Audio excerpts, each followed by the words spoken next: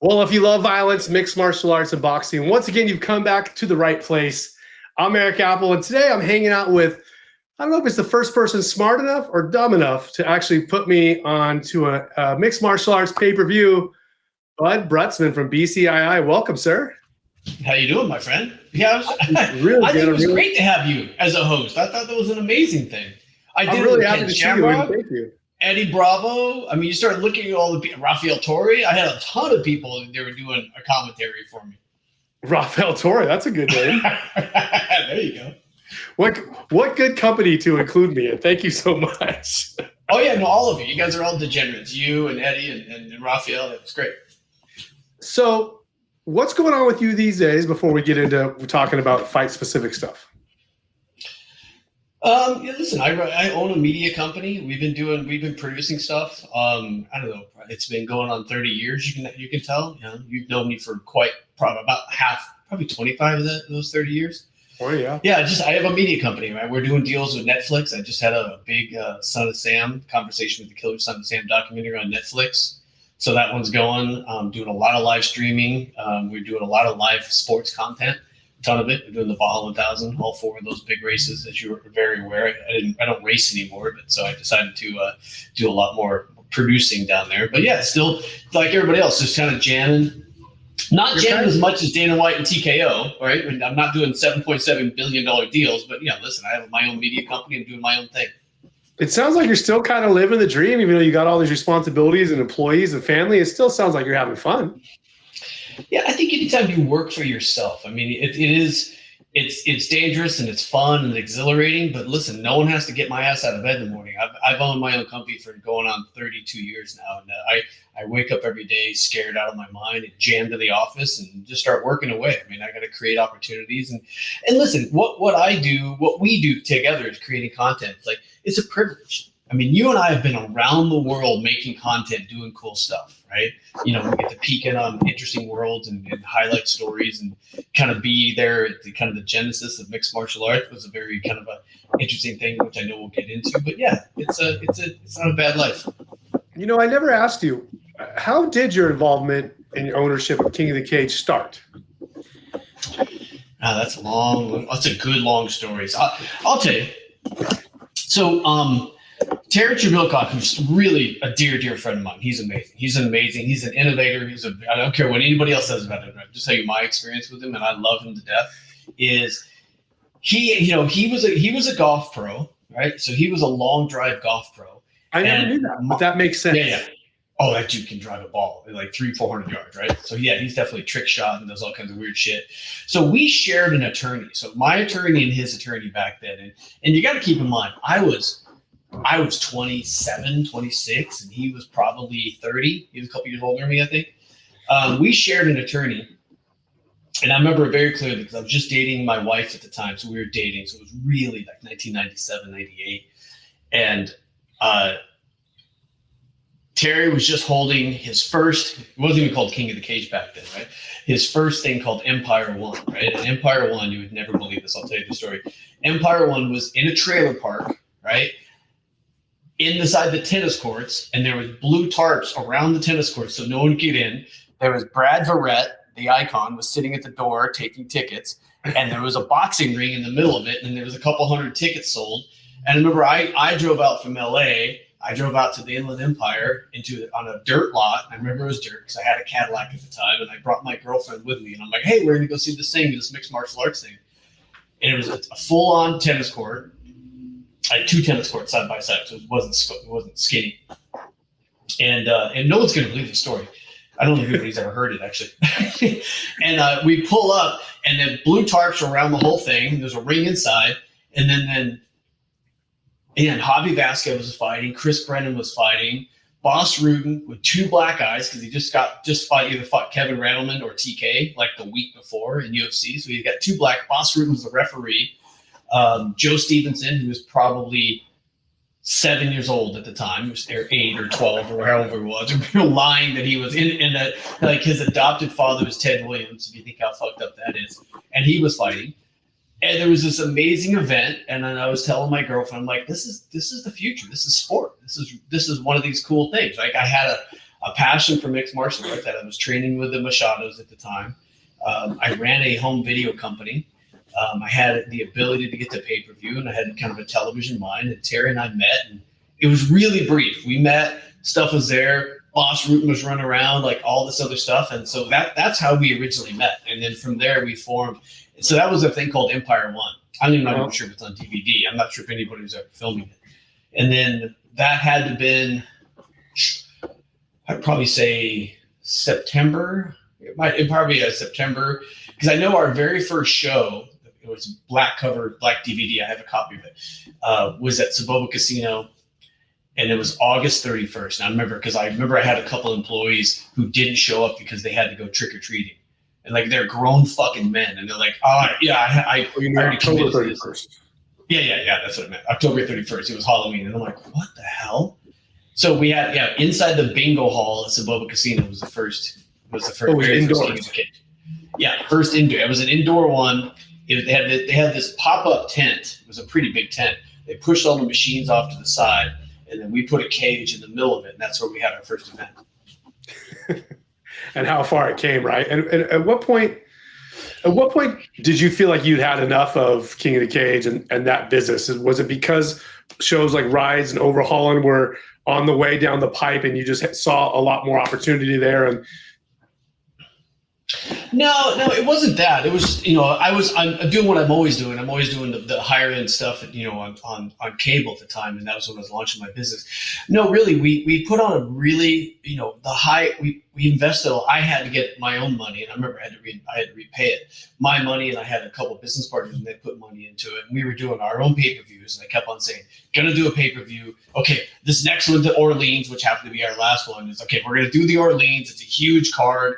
And we're going to make $400,000 or $500,000 back. It didn't happen. The big push for me, which kind of is a great segue to what we're doing, is the pay-per-views did not make for us. The pay-per-views weren't making that much money, really, for anybody back in that time. They were hard. They were hard to do. And more importantly, if you remember, without talking too far in school, the UFC did a most favored nation deal with In Demand, and we had to at least get 75,000 pay-per-views or pay a minimum, right? So the UFC would always make it harder for the smaller guys to make money because they did a minimum guarantee or a most favored nation with In Demand, which is at the time there was a pretty big one. We did our pay-per-views. No, the hard part for me was I wasn't able to sell it on to TV. I couldn't get a broadcast partner, right? Which we can talk about, right? The segue is, I remember the first day, Jim Burns, Marco Bercia, my agent at the time was Leland LeBar. We went in to the launch of Spike TV, and I pitched them mixed martial arts, and they laughed at me. I was like, "This is what it is." I showed them a promo. I gave them all the stuff. Was that like Pelagian, and was it Brian Diamond or something Diamond? No, Pelagian, those guys weren't involved. No, these are the programming guys from Spike TV.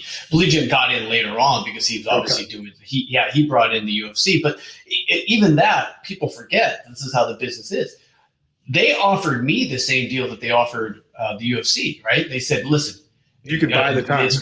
You buy the time. It's exactly right. So all of a sudden now advertisers, they say, "Well, our advertiser will never accept this, but if you buy the time, we have plausible deniability. If anybody gets hurt, we have deniability." So that's the deal that Lorenzo and those guys. Listen, I didn't have the muscle or the juice to pull it off. It was, like I said, we all know it's whatever, $25-30 million investment to get the Ultimate Fighter, to get the time buy on there, to even have those. It had to do a time buy because traditional networks were not taking it. Yeah, I hear a lot of fighters and people in our sport in general complain about the way Dana runs the business, or before they sold it, how the Fertitas used to run the business. I was like, look, guys, I understand you might not think it's fair, but these guys also went $30 million in debt before they made a penny. So if they want to make their own rules, kind of on them. What are you going to do? Listen, these guys created a sport out of nothing. I mean, it's less than nothing, because if you remember correctly, I don't care what anybody says, you're a witness to it. Like, what we were doing at King of Cage, we were bigger than UFC. The UFC was gone. Meyerowitz tanked it. It was doing nothing. I mean, I have photos. I can go look them up. But I had Lorenzo and Dana at the front row of my show or at the Orleans in Las Vegas, right? So they had to dig themselves out of that. They weren't in the events. The events were very big. those guys, I think it was more than 30 million. They probably they bought it for 2.2. They probably had $38, $39 million in debt before that big watershed when Forrest had that fight. When Forrest did that one fight, when that Ultimate Fighter finale went off, people are like, "Oh!" And it's just, you got to remember, this is kind of counter to the argument. Just because those two guys decide to sit there and slug it out, right? So it all happened at this weird Genesis time. Like, there was this Ultimate Fighter. You kind of build up the reality show. These two guys are going to fight each other. And then, holy shit, they put on a war. And then Dana came out with this shit and grin on his face and like, you get a car and you get a car and everybody gets a contract and here's a trophy and then we're off and running. It was amazing. It was so funny because, I was already doing TV stuff. I already had a decent stuff going on. I wasn't like a broke fighter. And I remember like hearing, they got a 6-figure contract. And I was like, yeah, it's 6 figures. If they win every fight for 3 years straight, they will make a total of 6 figures, which comes out to like, what is that? $16,000 a fight if they win 9 fights in a row. Like, oh, wow, you're the big winner. Yeah, no, listen, those guys created something out of nothing. And I think what you're right is that they had the risk. They've created a sport. They've created a lot of millionaires. I mean, there's many people that say that they're complaining about it. There's a lot of people out there that made a lot of money. I mean, we both know. It's like that in any sport. Boxing's the same way, right? There are guys who take care of themselves, take care of their money, and make a ton of money, and know know that it's kind of this fleeting window. And they, I don't think John Jones, I don't think Connor's complaining about it. Ronda's not complaining about it. But yeah, if you're in that mid-level mid-pack, it's a hard thing. I mean, I guess it beats mopping floors, but it's a tough way to make a living. Well, I mean, it's kind of like I said, those guys went so into debt, they can make whatever rules they want. It's who are we to complain when, like you said, they basically created a sport out of nothing, and nobody's done more for the fighters or for the sport than Dana and the Fertittas. Whether you dislike them or not, that's a fact. So I want to ask you talk to us about this Paramount and CBS deal. The number one question on his mind is like, nobody's going to pay for a pay-per-view. Now, I understand the pay-per-view model now is ruined because everybody pirates everything. But how is this possible when they're paying $1 billion a year? I was just doing the math, and I was saying when you got on, the UFC, in order to pay for this $1.1 billion a year, at $12.99, they need 85 million new subscribers a year. No, that's wrong. No, that's wrong. No, that's wrong. It's 7 million. Yeah, no, that's fine. Those are Erik numbers. He's been hit the head a lot. Don't worry about that. I haven't been hit nearly as much. It's 7. I did the real math. It's 7 million subscribers a year, right? So right now, let me give you some numbers, right? So Paramount Plus, which actually 7 just million? lost. Oh, because it's $12.99 a month, not a year. A month, yeah, times 12. Yeah, it gets a little more complicated. I know. You got to get. That's why I messed up. Figure that shit out.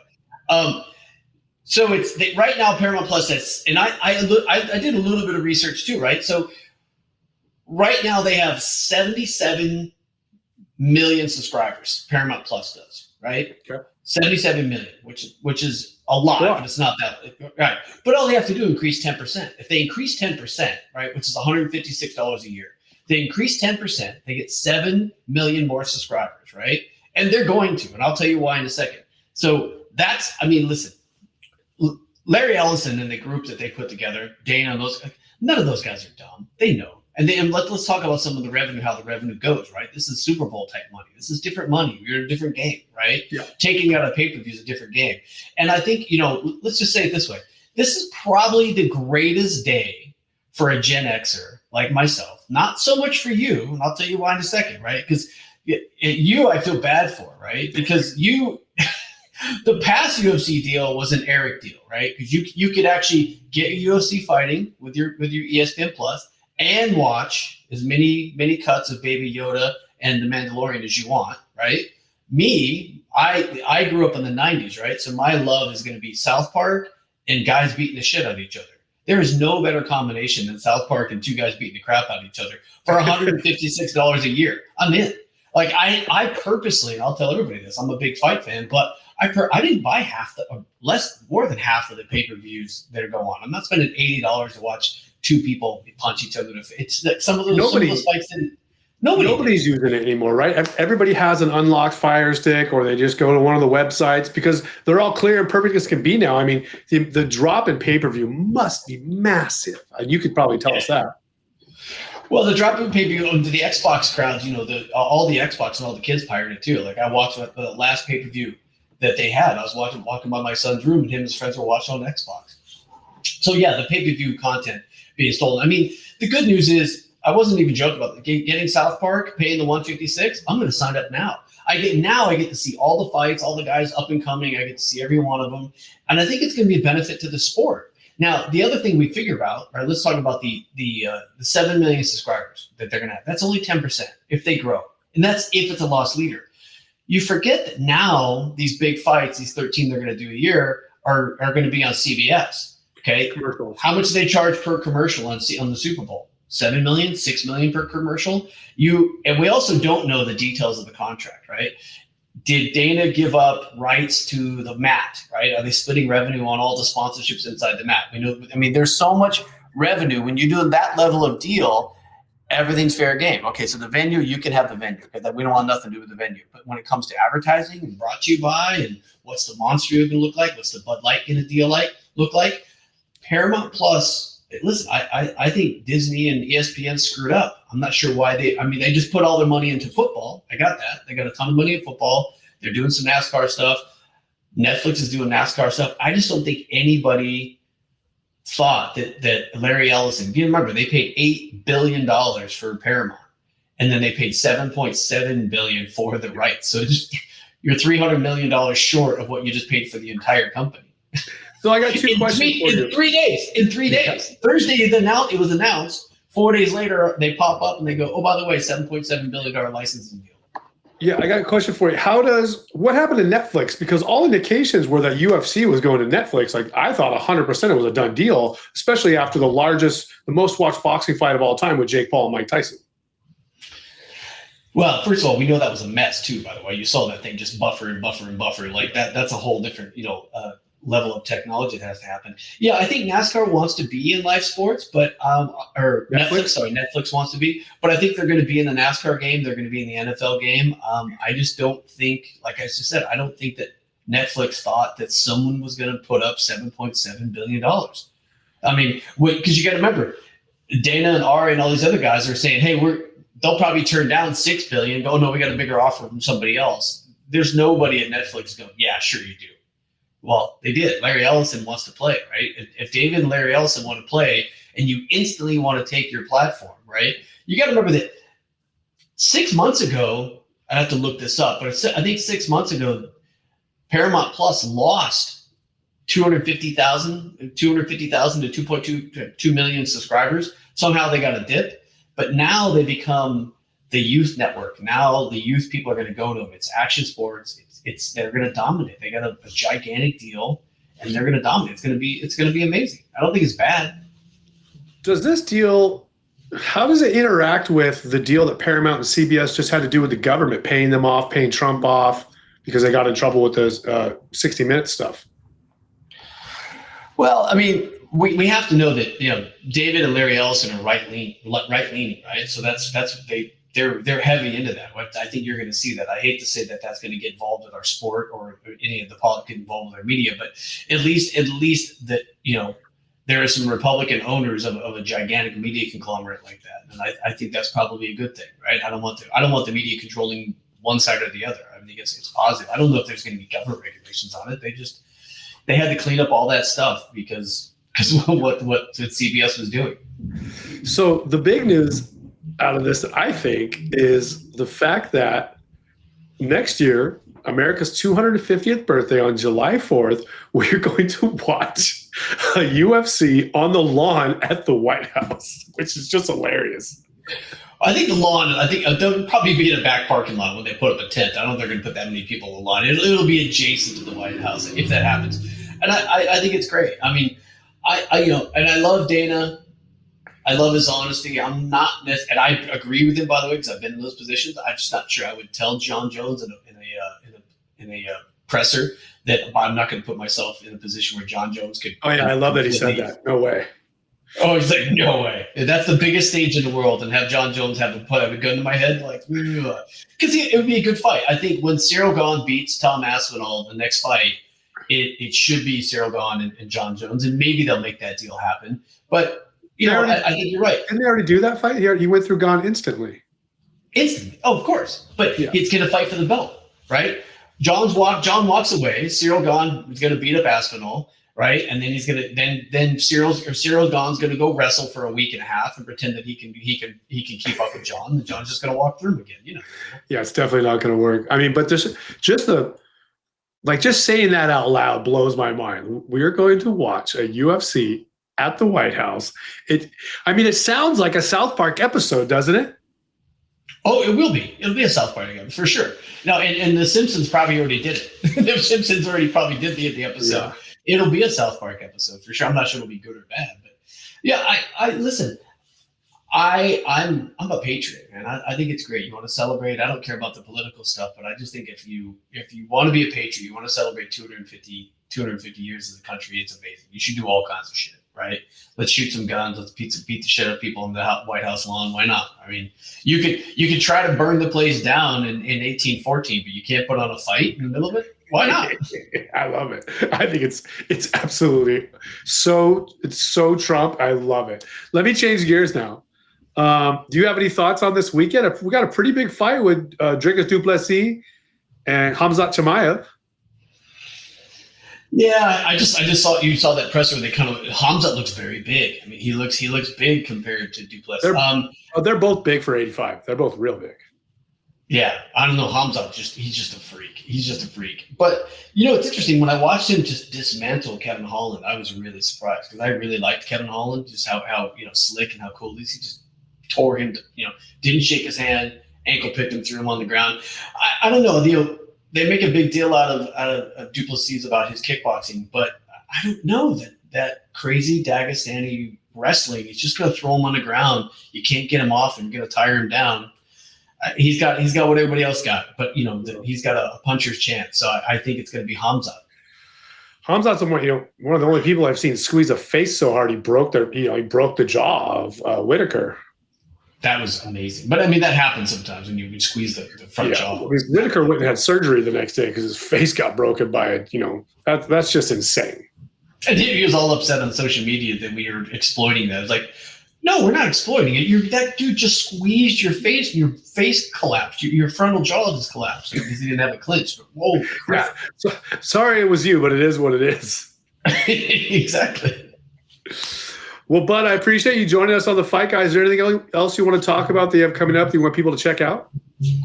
Well, I have all kinds of stuff. I mean, we're doing a live stream, like you said, with Baja 1000. What's interesting is I want to say this, which is super cool for me, right? I grew up in Cheyenne, Wyoming. Then I went to Colorado for my last couple of years of high school. I like the fact that the two biggest things in television came out of Colorado in the 90s. I'm not talking about myself, right? I'm talking about South Park and UFC 1, right? Oh, that's right. Yep, 1993, Denver, Colorado, South Park, 1997. Pepsi Center. Both of those. Yep. And what? The Pepsi Center? Nope. No, the Nichols Arena. Not the Pepsi Center. Yeah, it was. Yeah, I only know that because it was Yeah. So I think in Denver, Colorado, when the UFC came out in '93. South Park came out in 97. Now we're both talking about this gigantic deal on Paramount Plus. The UFC is they won. I mean, 26 years later, they're right up there with the NFL. They're right up there with NASCAR, the Premier League, NBA. Those rights are real. I mean, $7.7 billion. At the end of the day, we win. I am looking forward to watching all 43 events next year. We'll talk about we'll talk more when they did the White House one, but I'm going to watch all the events for sure. You're right. They've crushed it. I mean, it's a story that if somebody told it to you and you didn't know about it, you wouldn't believe it. You'd be like, "There's no way." And if somebody doesn't make a movie about it someday, then something's wrong. No, I agree. I haven't seen The Smashing Machine yet. Have you? No. Yeah, I have to go watch it. It's a Mark Kerr movie. I have to watch it. I was involved and I knew him then. I don't know. We'll have to go watch it and see if they mess the story up at all. I can't wait. Well, Bud, thanks for joining us. As always, I'm really happy to chat with you. And thanks for getting me into MMA pay-per-view. I'm doing more this year. I'm coming back and doing it lately. I love it. So thanks for joining us on the Fight Guys. My belt is shinier wherever it's at. It's over here. You do have a shinier belt, for sure. That's only because you guys didn't give me a better one. Yeah, that's a good point. All right. Thanks for joining us. Guys, check us out next time on The Fight Guys.